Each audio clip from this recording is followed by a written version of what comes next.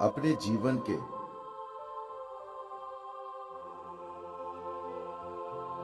भौतिक, आध्यात्मिक या किसी भी आयाम में कितनी दूर जाएगा, ये मूल रूप से इस पर निर्भर करता है कि उसमें कितनी ऊर्जा भरी हुई है।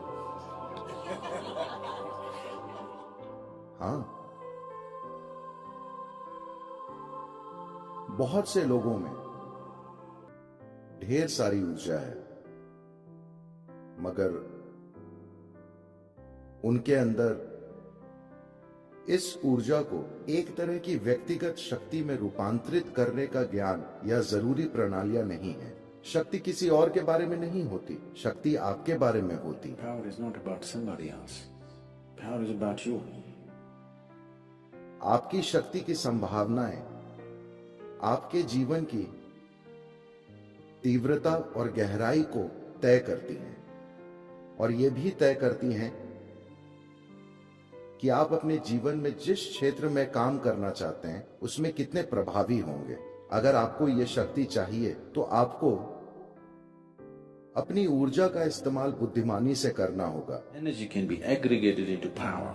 ऊर्जा को शक्ति के रूप में इकट्ठा किया जा सकता है, जरूरी ज्ञान और जरूरी साधनों की मदद से, वरना बस अंतहीन विचारों, अंतहीन प्रतिक्रियाओं और चिंताओं से ऊर्जा को नष्ट किया जा सकता है।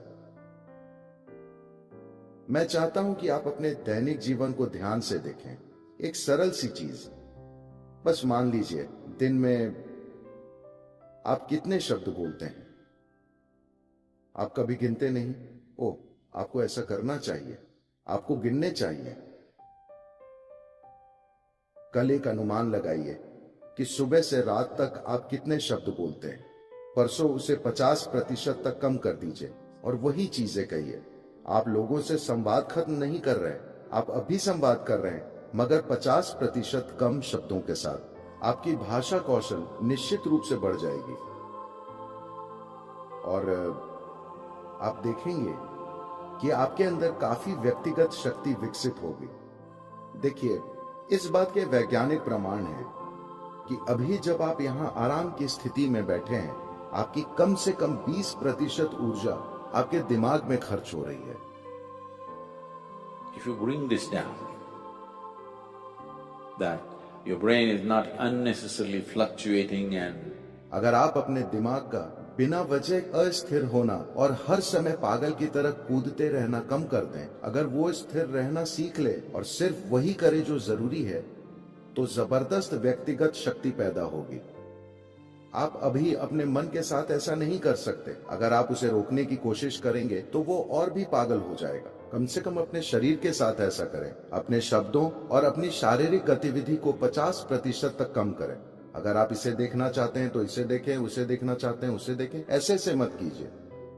अगर आप अपने शरीर और शब्दों के साथ ऐसा करते हैं तो ये धीरे धीरे आपके मन में भी प्रकट होने लगेगा।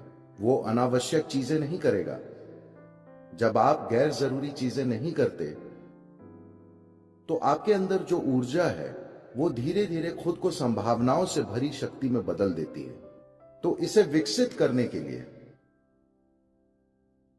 जो आसन आप कर रहे हैं, जो सूर्य नमस्कार आप करते हैं, अगर आप कर रहे हैं, या जो भी दूसरी क्रियाएं और बाकी चीजें आप करते हैं, वो मुख्य रूप से इस शक्ति को बढ़ाने के लिए है। इसे अनावश्यक कार्य में नष्ट नहीं करना चाहिए। फिलहाल आप अपने मन में आने वाले विचारों की संख्या को कम नहीं कर सकते, उसे भी किया जा सकता है अगर आप बस अपने अंदर एक स्पंदन लाएं, एक सरल मंत्र। जब यह पागल हो रहा हो, बस कुछ समय तक इसका जाप करें, एक तरह का स्पंदन पैदा करें। आप देखेंगे कि उससे जबरदस्त व्यक्तिगत शक्ति पैदा होगी। amount of personal power. अपने अंदर इस शक्ति के बिना आप जीवन के आयामों को पार नहीं कर पाएंगे। जीवन अभी अधिकांश लोगों के लिए